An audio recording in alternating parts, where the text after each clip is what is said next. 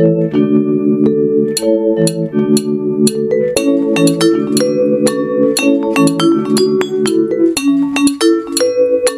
everyone, I'm Shauna Randolph, spokesperson of the Edmonton Humane Society, and welcome to the Edmonton Humane Society's podcast show.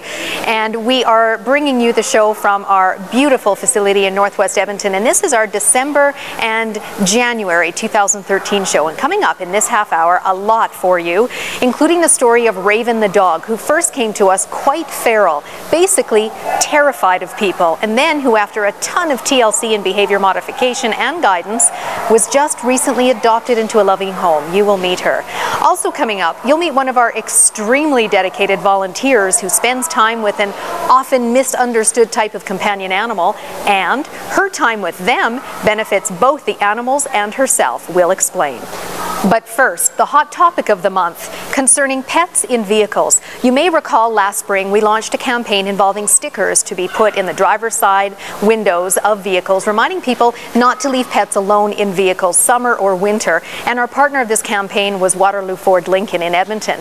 Well, this campaign has won a prestigious national award. This is what it's called, the 2012 Summit for Urban Animal Strategies Canadian Community Compliance Award. It's a mouthful, and we're so honored to have it. It basically recognizes organizations for their efforts to increase the overall level of compliance in the community. We were nominated by Pet Secure Pet Health Insurance, and now I will play for you a wonderful conversation I had with everyone involved, and this also includes really why pets should never be left alone in vehicles. Here it is for you now. So this is really a big presentation, Lundy. Tell us why you nominated us. One of the big things with the Community Compliance Award is that it also helps to educate and aware pet owners, just so that they know what they're getting themselves into for the winter and the summer months as well. So when you guys had done the sticker campaign, everybody in Edmonton was talking about it, and everybody was a little bit more aware of leaving their dogs in the vehicles, and also with recognizing that other people were leaving dogs in their vehicles as well, and just spreading the awareness. So you guys definitely went above and beyond for what was sort of expected. You guys did a lot of promoting with this as well, so that's why I thought you guys just deserved to be recognized for something like this. We thank you very much for that nomination. Rick, your thoughts about all of this? Well, the support's been overwhelming from our staff, our customers. We're actually seeing people coming in getting stickers, and if they recognize pets in distress, they're actually putting the stickers on their windshield wipers just to let them know. So the awareness has been immense, and we're looking for it just to continue. And Waterloo Ford Lincoln is known as a pet-friendly community establishment too. Yeah, absolutely. Yeah, we've got them running wild every day. There's one running around the whole dealership, so they know their way around and they know where the treats are, so they're always welcome. So you have a certificate version of the award you're going to have up there and show everybody. Absolutely. We're proud to be partnered with the EHS. Officer Taylor, you have many calls with the Animal Protection Department of the Edmonton Humane Society this time of year. Pets outside without proper shelter, but also responding to people, their concerns about pets in vehicles. Absolutely. Year-round we get weather-related concerns, and in the winter, of course, we're hitting the colder months here, and we get quite a lot of concerns about animals that are left outside without adequate shelter, or even being left inside a vehicle for extended periods of time. Often when folks don't have another place for their pet to be, they'll pop them in the vehicle for a good long time, and that's when we have to get involved. And few people realize that it is like a freezer in there. Absolutely. It's really easy to forget how cold it gets in there. You hop in, you turn on the heat and crank it and start driving away. It warms up really quickly, but if you're sitting there at the side of the road and you've got a car breakdown, it gets very cold in there. And it's the same for your pets as well.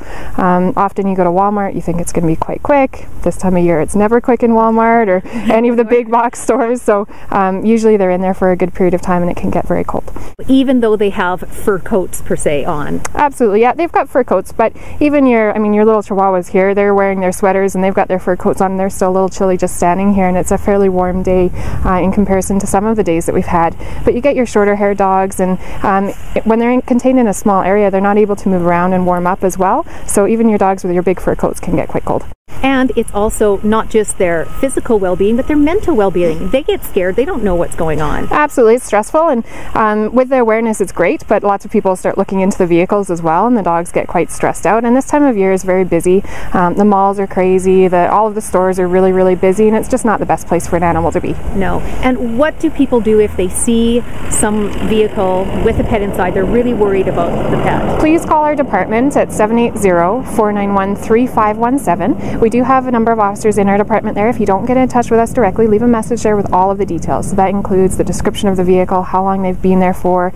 If you're seeing the animal in distress, describe that for us so that we know and we can prioritize those concerns higher as well if we're seeing an animal that's very cold. But please just give us a call and we'll see what we can do to help out. Okay, Rick, we'll get on to phase 3 in the spring again. Hey, remind more people. Yep, we're going to try and set up a spot a sticker campaign, so we'll work on that in the spring. All right, and Lundy, thank you again. You're welcome. Stickers are still available. You can pick them up here at our shelter in Northwest Edmonton or at the Waterloo Ford Lincoln showroom on 114th Street and 107th Avenue, and also a lot of veterinary clinics has them as well. You can have all the information for you up on our website. You can see it there at edmontonhumanesociety.com. And now, as part of our monthly success stories section, a visit from Rufus the dog, who came to us a few years ago in pretty rough shape. Here's the story on him. It was back in September of 2009 when Rufus came to us after being found as a stray near Thorhild. He had a broken right front leg and he was in pain. You can see the broken bones here in this x-ray. Our medical staff members stabilized and treated him, and then he went off to foster, and that was into Craig Wilkinson's home, where he and his family took over the care. And with many foster parents, the Wilkinsons were just not able to let him go, and he officially joined their family. And both of them join us now. Thanks for coming and joining us. Thanks, Shauna. How's he doing? He looks great. He's doing great. Yeah, we've had him doing everything that a normal dog would do. He runs and he has a great time. And a far cry from when you first saw him. Take me back to that about 3 or so years ago. So we'd actually been, my wife and boys have been coming down for quite some time, having a look and seeing what was here. But I had also mentioned to Dr. Lang that I'd be interested in fostering something that, you know, maybe need a little bit of extra care. So when he came in, he needed some extra care, and the kids said, yeah, let's give him a try. And so, yeah, it was great. We took him in, and he was a bit of a challenge to begin with, but has really settled down, turned into a great little dog. And tell me about fostering when you have an animal like Rufus that, you know, has a broken bone, that sort of thing. Pretty hard. Well, yeah. So we actually had to set him up in our kitchen with a crate, big cage that we kept him in, so we couldn't run around on it too much. And my wife was wonderful about that. She let him take over the whole kitchen for quite a few months. And actually, he was a very special case. I had to, because I'm a veterinarian, I was able to do all the work myself at the clinic. Yeah. So, you know, I had him in about every 2 weeks, and we sedated him and x-rayed and you know, changed the splint every few weeks. So we did that 10 times over the winter. Holy. So over 5 months, he really grew on us, and by the time we'd had him for 5 months and he was ready to have the splint off permanently, the kids had kind of fallen in love, and I sure had too. So we decided to keep him. Yeah, and that happens a lot with our foster families, and not surprising, and he is adorable. Tell me about some of the special things that he does. Well, we've got him, you know, reasonably well trained. He's a bit of a brat sometimes, but he does some, he likes to do his little dance, and he'll roll over and he'll pretend to die. I can't say play dead because he thinks that sounds like bad, and then he goes there. So we do pretend to die, and he does give me a kiss, and he does shake a paw, and then he does the other paw. So we've got him trained to do some of those things, and he's quite polite. He sits at the back door before we go out, but then when he sees another dog, he forgets all his manners. All his manners. I have to mention to all of our viewers out there that Dr. Wilkinson, definitely, as he mentioned, a veterinarian with strong ties to the Edmonton Humane Society. Right. Yeah, so I was here actually as the shelter manager from 1996 to 2001, so 5 years. When we were in the old building. Right, and I actually helped to do some of the initial planning and design for this building. I wasn't lucky enough to actually end up moving here and working here, but sure nice to see the new facility and how well it's turned out. Right, and just a lot of consultation and that sort of thing with us, and fostering. Yeah. So we've had that link for many years. Yeah. Well, let's talk as well about adopting from here. You went through the experience naturally. Sure. What would you say to anybody that's considering it? Well, you know, taking on a pet is a big responsibility, and there's a lot of things that you don't perhaps think about ahead of time, and you do. If you're careful, you think about it ahead of time, and so, you know, he's been a bit of a challenge. He's been a nervous little dog, and he's not very good with little kids, and we've had to kind of cordon off parts of our house where we want him to go, because he forgets his manners at night once in a while and decides to do his business where we don't want him to. So our household has changed since we got him, and we didn't have any pets before that. We had some badly allergic asthmatic kids when they were younger, so we had to wait until they were a little older before we could get a dog into our house again. So that's another consideration. You know, there was many years as a veterinarian, people say, what do you mean you don't have pets at home? Well, you know what, I had a very asthmatic son, and we had allergies, and we just couldn't do it until he kind of grew out of that a little bit. So a lot to consider, and then really come to the Edmonton Humane Society, a rescue group, that sort of thing. So, I mean, that was obviously our first choice. We really didn't consider going anywhere else because of my strong connections here. I just kind of thought, well, I have the ability to take on an animal that's maybe a little more challenging, and obviously he needed some medical care that I was able to provide as well. And the clinic that I do some locum work at, they were very good about donating some of their materials and things. So it really cost us very little, and that wouldn't be the case, for everybody. And right. If I'd had to do that, if he'd broken his leg after we got him, that would have been thousands of dollars worth of care that I would have had to consider if I'd been somebody who had to do it themselves. So a wonderful story. Thank you very much for sharing it with us, and nice to see you again, Rufus. I remember when you came in, you were really shaggy all those few years ago. He was pretty matted and not very happy, but it took him a while to settle in. Thank you again. Thank you. With that, we now focus on our volunteer foster care program, and really this is a very important program for all the special animals in our care. Someone who is taking part really has a huge responsibility. You basically open up your heart and your home to those animals, and it does take a lot of responsibility, and we're always searching for more foster parents. Here now is a chat I had recently with our foster care coordinator, Jill Bannister, and that's for you now. Jill, this is a very effective program. We've had it for a few years already. Yes. The shelter would not be able to function without the foster program. We are always in need of foster homes, foster families for all shapes and sizes, all species. Most commonly dogs and cats, occasionally the pocket pets as well. It's most crucial for these guys because obviously we want them to have exposure and human experience before going out to their forever home or their forever family.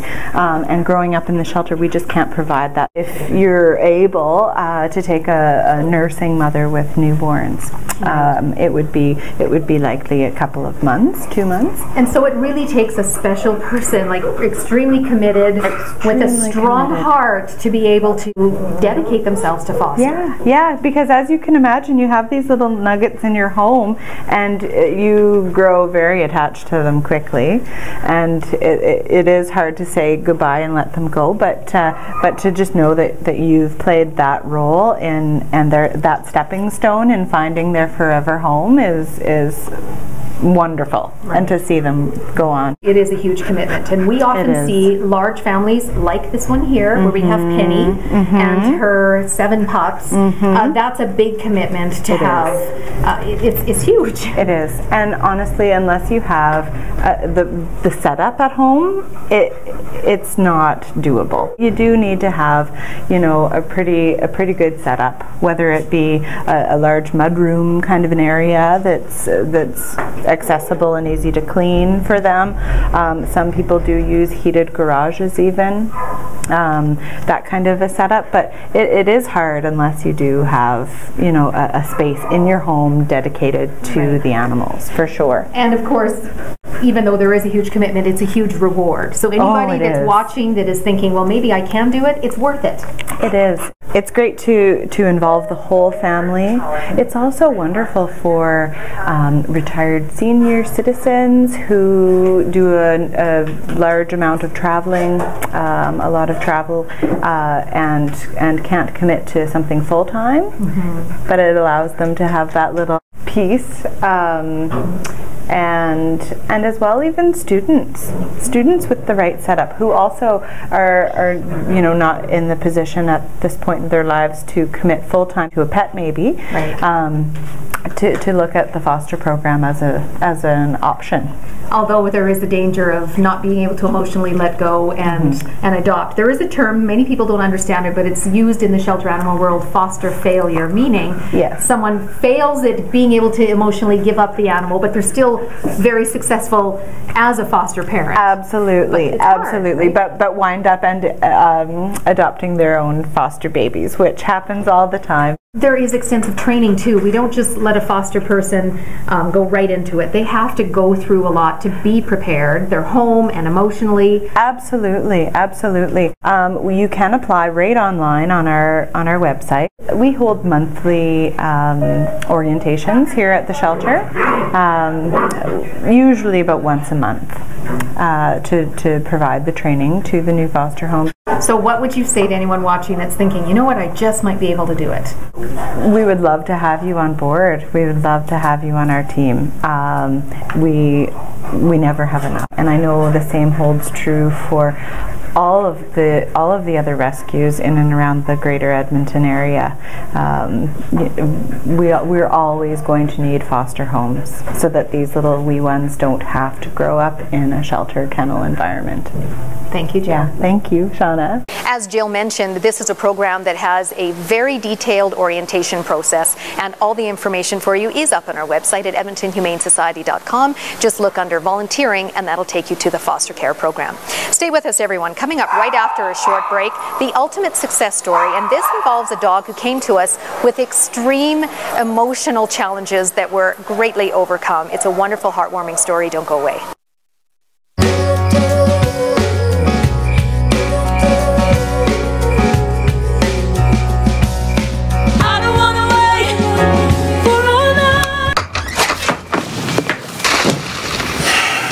I was afraid of that.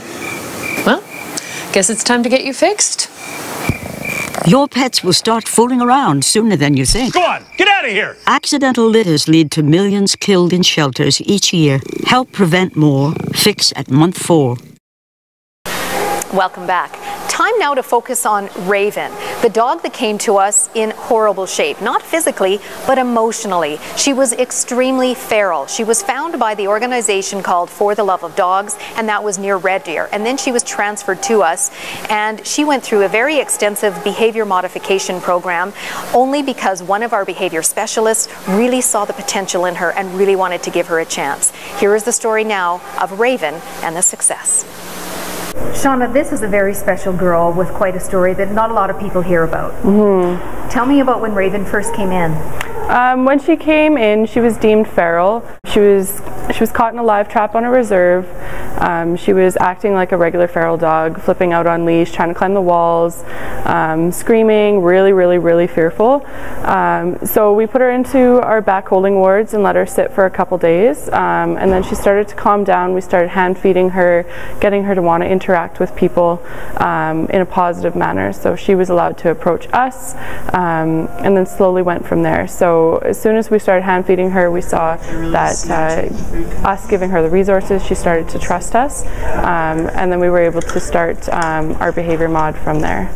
Mod meaning modification? Yes, yeah. yes. But tell me, Shauna, what was it that you saw in her? Because I know when you first saw her, you thought, oh no, this dog is far gone, you know, very timid. Yeah. But what made you decide to work with her so carefully? It was kind of a fluke. I was walking by her ward, and she just was up at the front of the kennel, and I just got that feeling that this was one that I could help. Yeah, and she has come a long way, because I saw her as well, and she was just terrified to walk at all in a leash. You've been working with her. Tell us some of the things you've been doing. Just a lot of positive reinforcement. We do pressure and release techniques, so if they are fearful of a certain thing, we just put slight pressure on the leash, not jerking or anything, so it's more comfortable for them to move forward instead of stay fearful where they are. Because a fearful dog is going to choose to be fearful unless you can help them through that. Right. Yeah. Tell me about Tellington Touch with her. We use Tellington Touch to help calm the nervous dogs, as well as gain some confidence. So there's a lot of leash work we do with that, jumping up over obstacles on different surfaces, just basically a lot of socializing that you would normally do with a puppy. She had to go through as an adult. And really helping her with reducing the stress, that sort of thing. Exactly, yes. I can't even imagine and we don't know what she went through before coming coming here. Yes. Obviously very fearful of people. We actually had to remove a BB pellet from her as well, so she had been shot in the past as well. So she did have a very traumatic history. So the fact that she is learning to trust people again is a huge thing. And she seems so timid. You said she'll always be timid, but she just seems to not really have the confidence completely yet, but still going up for adoption, that's huge. Yeah, she's always going to be a shy dog, and she doesn't have a whole lot of energy. She's pretty calm. She is best suited for a quiet family that is looking for just a companion, not a really active dog, someone that they can hang out with. She is quite affectionate once she gets to know you. It's going to take some time to warm up to a new person.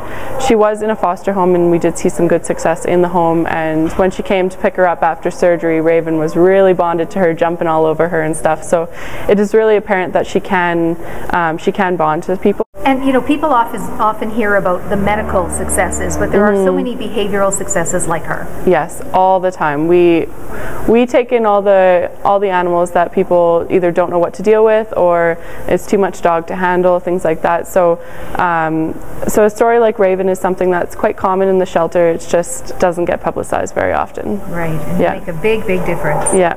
Well, thank you so much. Thank you. By the way, Raven was just recently adopted into a loving home that's continuing to keep on with her progress and keep us updated, so we will keep you updated in future shows. And now, we like to periodically focus on our wonderful volunteers. After all, we have about 800 or so of them. One in particular, her name is Jessica Hall, and she has the nickname of the Bunny Whisperer here at the Edmonton Humane Society. She's been coming for the past 5 years to help socialize the rabbits, and her visits not only help the animals, but they also help her at the same time, as you'll see right now in this interview. Jessica, how long have you been volunteering with the Edmonton Humane Society? I started back in 2007. That's a long time. Yeah. So what have you been doing these 5 or so years? I have been with the rabbits the entire time. So over these few years, you must have got to know a lot of them. I've got to know a lot of them. A lot of them have ended up at my house. You fall in love with them very quickly. Yeah. So what is it about bunnies? I think they've sucked me in the whole time. I call them my blood pressure control. I mean, you sit with them and there's something calming about them. They're wonderful. They interact with you, but they have this whole peaceful aura about them that I just absolutely love. Yeah, they're very docile and calm once they feel comfortable with you. Absolutely, and at the same time they can laugh, riot. They play, and they're wonderful. You can engage with them just like any other animal. So we know the passion, we hear that from you about rabbits. Why then did you want to volunteer at the Edmonton Humane Society? I had actually just moved up from Calgary, and I wanted to go into a volunteer capacity somewhere. And for me, the animals were the number one choice. They've been in my life, you know, the whole time, so it was a natural choice for me. And what do you do here when you do volunteer? I take the rabbits out, especially the ones that need to be handled more, and work with them, sit with them. You know, some of them they just need your presence there. They don't need you hands-on until they get to know you, and I sit there and I'll sit and read with them and do whatever I think I need. If some of them need to be handled more, I'll pick them up, carry them around and things like that. So you know you're making a huge difference with them, and then as you mentioned for yourself, it really calms you. So if you're having a lower day, it's out therapy for me. If I'm having a bad day, the first place I end up is here, and I bring a book, I take a rabbit out in a pen, and we just sit and I'll read and have them out for half an hour, 45 minutes, and change them out with another one and keep going. And what do you think about people's perception about rabbits in general? Need to be changed, do you think, more people to know? Absolutely. It's an education with rabbits. Their care is a challenge. They need special veterinary care compared to the cats and the dogs. They are classed as exotic animals, so people need to do their research with that. Otherwise, I mean, their housing, you have to do a lot of research on that. People just throw them in cages, and then they wonder why they get aggressive at things. It's like keeping a dog in a crate.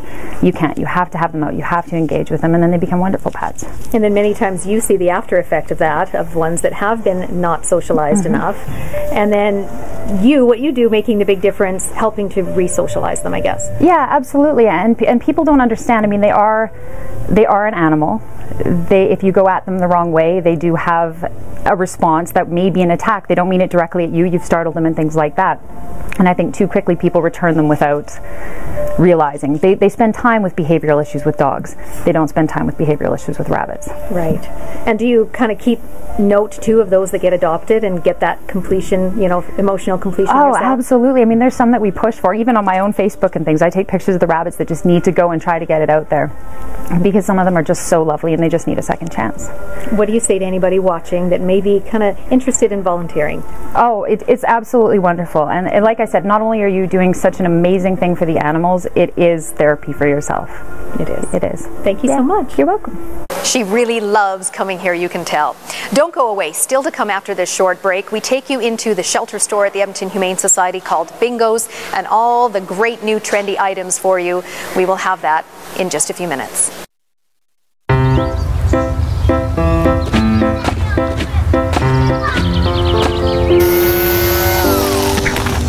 Come on, let's go. Hey, hi, what's your name? You live around here? You're pretty. Where are you guys going? Where are you going? Where are you going? Where are you going? Guess it's about time to get you fixed, sweetie. Your pets will start getting noticed sooner than you think. Accidental litters lead to millions killed in shelters each year. Help prevent more. Fix at month 4.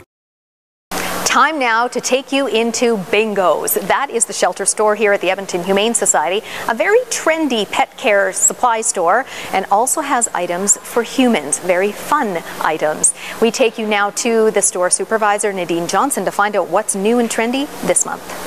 Nadine, we have some January specials. Absolutely. Our January special for the month of January is the coats and the booties that we have in stock will be 20% off. Okay. Unfortunately, we have no cat coats or booties, but all the dog ones. Okay, and various sizes. It isn't just for small. We have some samples of small breed ones. They fit on the counter beautifully. But cats, we always say they should be inside anyway. Yeah, absolutely. But yes, you have that covered. And the paws, the little booties for their paws, you have a couple different types too. Absolutely. These ones here are a knockoff of the muttlocks, which are very expensive booties. These work just as well, don't last as long because the price point's a little bit lower. These ones are our new ones that I've been bringing in more and more because they are guaranteed to stay on, and they are awesome. They really do stay on. I've had a couple people bought a few last year, came back this year to buy more. Dog aims. The dog game with dog aim. Okay, tell me about this. This is a new product that came out. It is a deck of cards. There's 3 decks of cards. It all depends on what you want to do that day. Just a small, tiny little thing you can do with your dog daily, and just pick a card and do what the card says. So it's a great bonding experience with you and your dog every day. Oh yeah, every day, and you can, as you said, just randomly pick. You don't even know what you're going to do. Something that yourself and your dog would both look forward to. It's simple. It's not asking you to do major things, just something simple. Who thinks of these things? Somebody great. Creative. Okay, we gotta talk specifically about cats. You betcha. Turbo Cat Scratcher and Turbo Treat Ball. Tell me about these two. This one, I'm sure everybody has seen. They now come with attachments, and that's what you got in your hand. So that is what's new. Okay. The attachment there has a little treat ball thing that you hook on there, and the cat spins it around. Little treats trickle out as they play with it. So not only are they able to play with the ball that's in the track, something else, and then they get, of course, rewarded with the treats. That is fantastic. So you haven't had these in before? No. To go inside the center? No, it's always been this, and now they got that. So it's really, really cool. And you have the refills for these turbo scratchers as well, don't you? Oh wow, that's really, really good. And Nadine, when people come into the store here at the Edmonton Humane Society and to Bingo's, sometimes there's a little confusion. Tell me about that. Most people think we're privately owned, but no, we are all staff of the shelter, and all the proceeds that come to us go directly back into the animal shelter. Yes, Nadine does not own the store. No, I don't. I just work here, and I'm very happy to. Yes, and we're so happy to talk to you every month. Thank you. Excellent. Thank you. We're now at the end of our Edmonton Humane Society podcast show for December and January 2013. Thanks for watching, everyone. Coming up next month, we have another packed show for you, including a visit from a lovely cat that had originally come to us on the brink of death. She was almost starving to death. You'll be surprised to see how lovely Valentina has recovered. We will chat with her adoptive mom as the two of us pay us a visit. And we'll also talk to one of our behavior specialists about how to make sure that your pets don't go stir crazy in the cold winter months. There's so many things you can do inside your home to keep their mental well-being at top notch so that they don't develop some behavior issues. So don't miss those tips coming up in our next podcast show. I would really like to thank Evan Adnams for volunteering volunteering his time. He is the person behind the show, putting all the production for us. And thank you to Shaw Television for donating the airtime so that we can bring the show to you. You can also catch the show on the Edmonton Humane Society's website and via our Facebook and Twitter and YouTube accounts. Stay connected to us through social media and you will stay informed. Thank you everyone. Again, I'm the Edmonton Humane Society spokesperson, Shauna Randolph, your host. Join us again next month.